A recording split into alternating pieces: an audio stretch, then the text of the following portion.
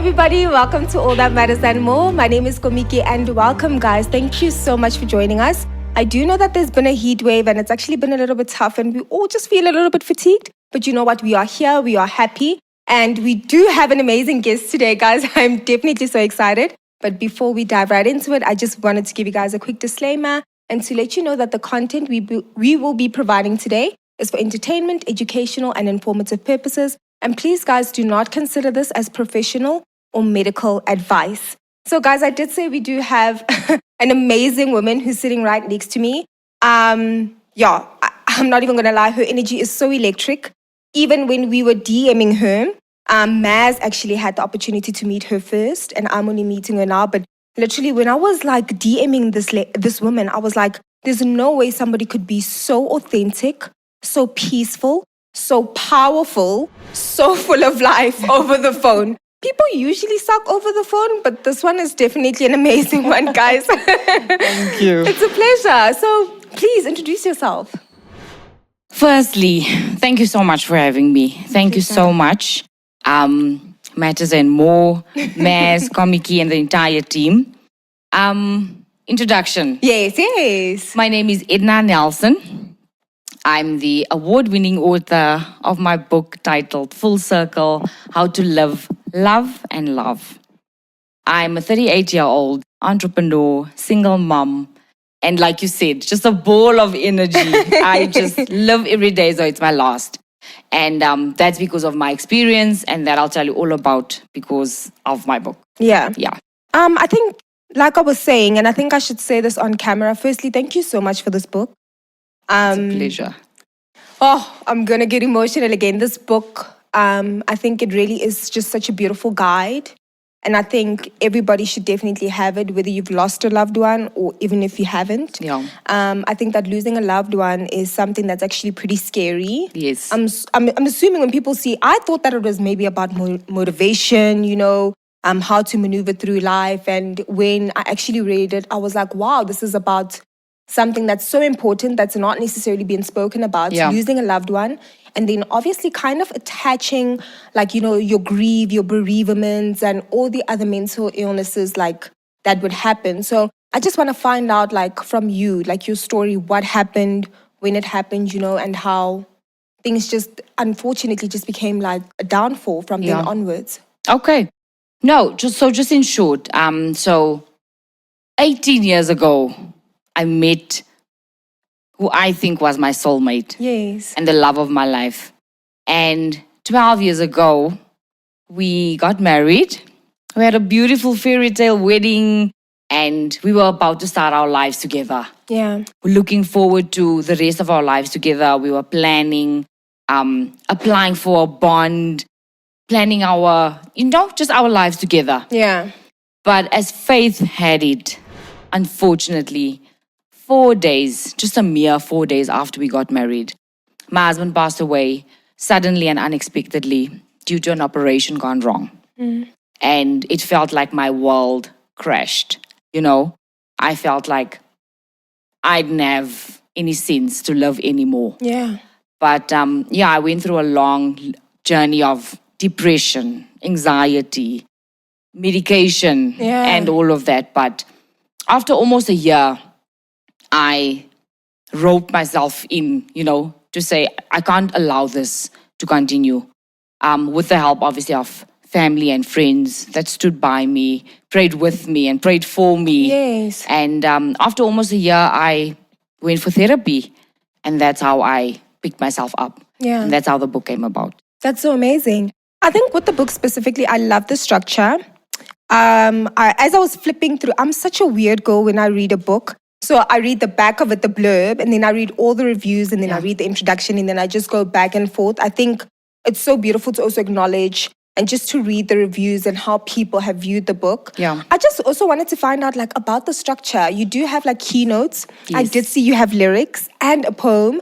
Obviously, Death Be Not Proud by John Donne. I thought that was absolutely beautiful. Thank you. So with the structure, what came about the structure? How did you think about it? Why this specific structure? And it just came to me. I really? feel like everything that happened with this book was really just a vision directly from God. The book in itself was a vision from God. How the name came about with a friend of mine, where we just sat and on a video call just spoke about, me almost being done with the book, etc. Yeah. And that's how we came about full circle, from where I was to where the book now came out. We felt like everything just came full circle. Yeah. And then just sitting there one afternoon, texting my publisher, saying, I've been through so many things. And I just started typing the chapters. Really? And that's how he's like, unknowingly, you just gave me all the chapters of your book. So the structure just came as a vision. I really didn't sit down and map out the structure. I just literally started typing. So it just like fell into place for you? Yes, it just fell into place. And then with the key actions, that only came afterwards, where he said, now that you're done with all the chapters, put a key action for every chapter, because you want to leave people with something. And only at the end, the key actions came, and then the pictures came, etc. But the chapters it was just really a vision. I love it. It's so beautiful. And also with the key actions, I wanted to say, I think it's so cool that you did that, because also I think that it's just such a nice way for people, if people are not necessarily readers, but they flip through a book and they see that somebody can still also like keep this book as a note, as a constant reminder on specific days where they're not necessarily feeling happy, or they're just going through a lot, and how they can just kind of pick themselves up, which I thought was like pretty cool as well. Definitely. And you know what? I always say, this book is not for, like you said in the beginning, it's not for only if you've lost someone, It is a motivation in itself. How God took me out of my dark room that I was in for almost a year to where I'm sitting now.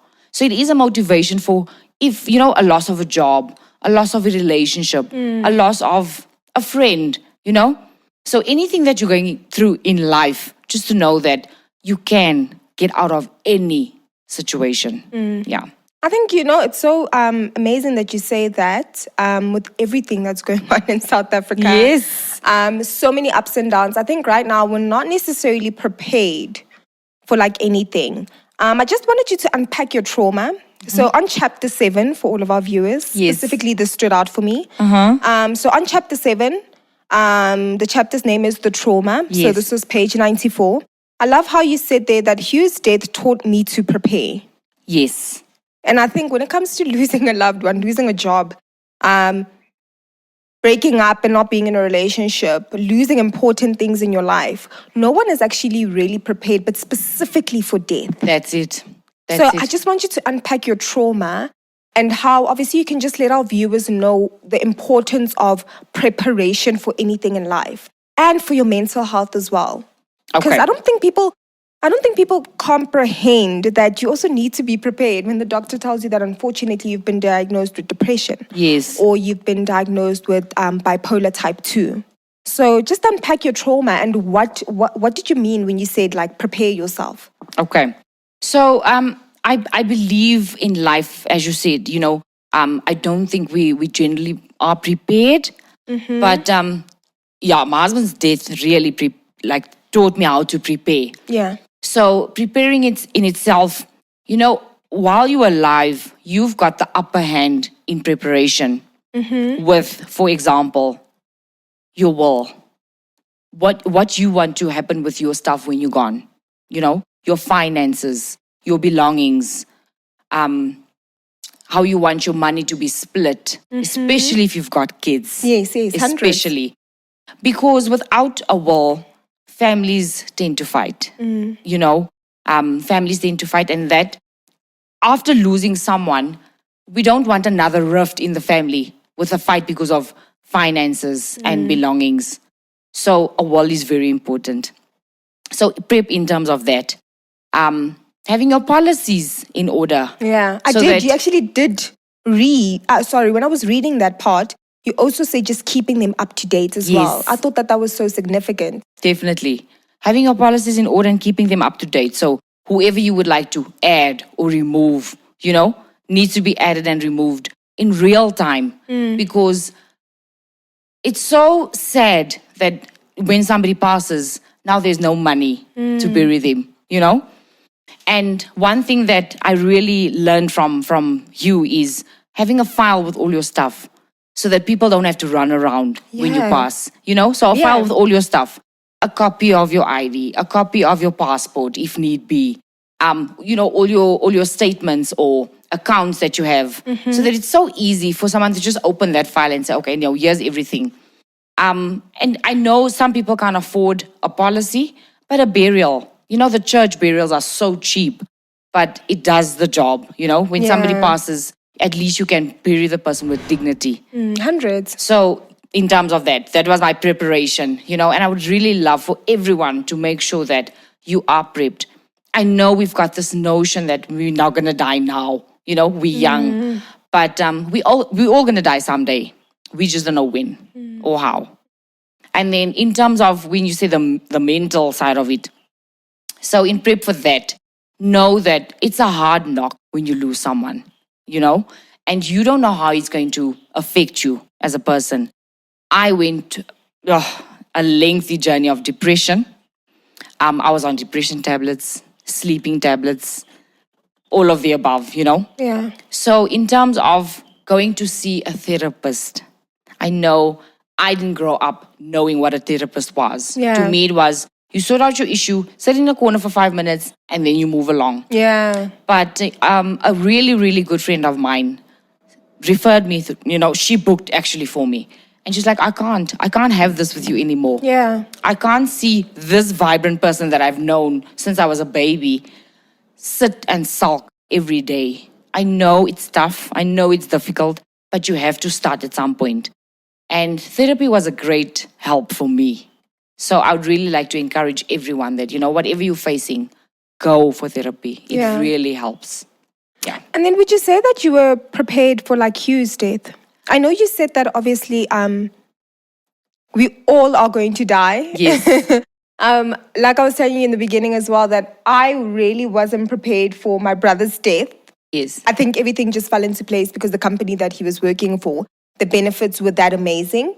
But would you say that you were prepared for like Hugh's death as well? And when he had passed on, was it also like a wake-up call, like, oh, this is going to happen to me as well one day? No, so I wasn't prepared at all, at all. This was a real shock. I don't know if you managed to get to the chapter where I explained the hospital scene and what happened at the hospital scene, where I just zoned out, where it was just unbelievable for me. So no, I wasn't prepared for his death. But luckily, he was a person that had prepared. I think because he was a child diabetic as well. Yeah. In some instance, in his mind, he prepared himself. That's why everything was in order. Yeah. Because he knew that, for him, with being diabetic, it could happen at any time. But it wasn't even the diabetes that took him, Yeah. So no, to answer your question, I wasn't prepared for use date at all. And I just had to falter through, every day. But no, his death was a real shock, like a hard knock. But I just thank God that he took me out of that, and I wouldn't be sitting here having this conversation with you now if it wasn't for God and his grace over my life, So. And can I just ask, like, what did grief do to you? If you were to explain or describe, like, what grief, like, did to you? Because I think people don't necessarily take grief as important, in my opinion. Yeah. An important factor. I think they should take it as an important factor.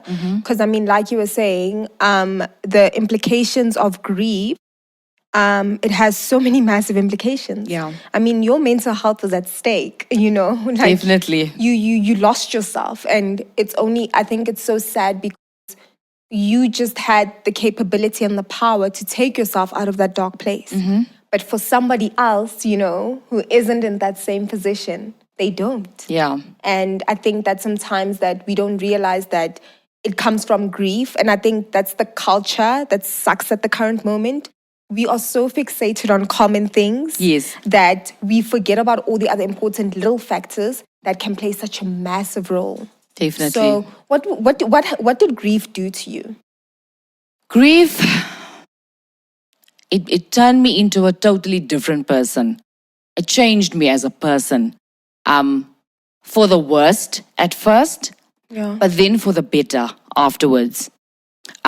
So for the worst, with me cutting off so many people, Yeah. I did not want to people. I quit my job with immediate effect. I would give my mother my cell phone and say, I do not want to speak to anyone. Do not let anyone into my room. Yeah. So I neglected myself and I rejected a lot of people. I rejected the hugs, the coffee dates. Yeah. I rejected people's love, for me. So grief made me lose out on so much time with other people, friends, family, celebrations. So many celebrations where I look back now and I see pictures and I wasn't there. Yeah. Grief made me not be present. So it robbed me from, my people. And that is why I would like to encourage everyone, grief is a process, definitely. Go through it. Go through it, but not 7 months like I did. Not a year, There is no way to go over grief or under grief. You have to go through it. So whether it means take that time out, whether it's a month, but get back into things sooner. Go for therapy, get your spiritual side in order as well. Because grief made me lose out on a lot. Yeah. I really lost out on a lot. But then it also changed me for the better. Yeah. So afterwards, when I now found myself again, it made me realize how precious life is. Yes. And hence, live, love, and laugh. So now I live every day as though it's my last. Because I don't know, what tomorrow holds. Yeah, no, definitely. Nobody knows. Yeah. I love, no matter how many times I've gotten hurt, I love, when I walk into a room, people would say that, I can feel your heart, you've got a pure heart. Because I love, and I love genuinely. Yeah. And I laugh, Komiki, if I can tell you, All the I time. laugh. I laugh. I make sure that I laugh. So that your last memory of me is, she laughed with me, And so, grief changed me for the worse and for the better. Definitely. Yeah. And I love that you said for the better, because, we would have just thought, like maybe she's just putting on a mask. Yeah. Or she's just dealing with things as well. I think another thing, I read a review as well that said that your resilience was out of this world, Another thing that people also don't forget, that resilience is also a massive factor when it comes to like your psychological being, Yes. Picking yourself up, dusting yourself off, And I think, where do you think your resilience comes from then? To get through everything, from your trauma, your hurt, your healing, to where you are now, your vibrantness, finding yourself again after the loss. I think my first set or knowing what resilience even meant was when my father got hijacked and shot. He was left paralyzed from the waist down. And I remember sitting there one afternoon, the hospital had called us in to let us know, to give us the news. Yes. And my mind, that time, it was like, my hero is going to be paralyzed for the rest of his life. Yeah. So it had to take some sort of resilience in his life for him not to even think of committing suicide. And this is the end. Yeah. To say that now my life is ending, I won't be able to walk ever again. So I think my first sense of resilience started or stemmed from my dad. That he loved us so much, or loved himself first so much, and then his family, that he could carry on, being hijacked and shot and being left paralyzed from the waist down. That was my first encounter with, how resilient you need to be in life. And Mr. Jackson himself was such a resilient person, Yes. My husband was, humble, authentic, just the light, in everyone's lives. And when I had to sit there after having heard the news that he's no more, I think my resilience now had to step in, having learned from these two men. Yes. And I, in the beginning of the book, I dedicate the book to them. Yes. Because they were the two men in my life that loved me the most. My dad and my husband. Yes. Who else could love me better than that? Right. And so, yes, my dad was still alive when my husband passed away. But the strength that I got from them and the love they've shown, because you have to love yourself first in any situation. And that taught me how to just sit back and let things be, So my resilience stems from them. I wouldn't be the person I am if I hadn't learned from them as well. Yeah. And then you think psychologically as well, your resilience has definitely managed to help you out. Definitely. If I wasn't able to laugh, I don't think you would have visited me in another institution right now. Yeah. Not here. So psychologically, you just have to tell yourself, there's promises left for me in Jeremiah 29 verse 11, and live by that. Know that each day I live is a step closer to greatness. Yeah. Yeah. Perfect. Then just one last one, and then can you just quickly read a passage from your book or maybe a keynote, something that's beautiful? I think for our viewers out there, how can one live, love, and laugh and just like overall maintain a good, balanced mental health? So the living, loving, and laughing part is so easy. Yeah. Just do it. Okay. Just do it. Love every day as though it's your last, Go for that date. Yes. Go for that trip. Go bungee jumping if you want to. Love everyone. God loves us first. So who are we not to love? Yeah. Love, no matter how many times you've gotten hurt. Love, because you don't know the next love you give a chance might be the one. Yeah. And please, I need everyone to laugh. Laugh. Because some people say that too much laughter is not good for you. I don't know if you knew that. Really? There's some people that say you're going to get sick if you laugh too much. I have not gotten sick from laughing too much. Yeah. So love, and laugh. Just do it. Okay. Do it. I love that. And then your book is so amazing. I'm still going to get through it. And I think that it's a guide that everybody should have. Can you just please read a little something for us? Okay. So obviously the book came about my late husband, Jason Jackson. He walked this earth with so much pride. I want everyone to know that you can live every day as though it's your last day on this earth. You can live loving everyone through whether they're your flesh or you're not. You can laugh. I've learned that some people say that too much laughter is not good for you. Yeah. But I've learned from a son, a brother, a cousin, a friend, a colleague, and my husband. I want everyone to know that you can live beyond a life-threatening illness. All you need to do is get up every day and you need to motivate yourself. Do a little bit better every day. Set goals for yourself. And once you've reached one goal, the next one seems as though it's in arm's reach. Do that every day. Have the drive to reach for the moon. And if you don't reach for the moon, at least you'll get to the stars. Oh, I love that. Edna, thank you so much. Thank you. You've been an absolute pleasure. Thank you. Oh, I'm so sorry. Thank you so much. It's a pleasure. I really do appreciate this book, and I'll pass it on to my mom. Please do. It hasn't been easy, but you know what? I think that you're a true reflection, I think, and a hero, a role model to say that we have to just keep fighting. Yep. Fight. It doesn't unfortunately get better, and the challenges and tribulations are supposed to be there.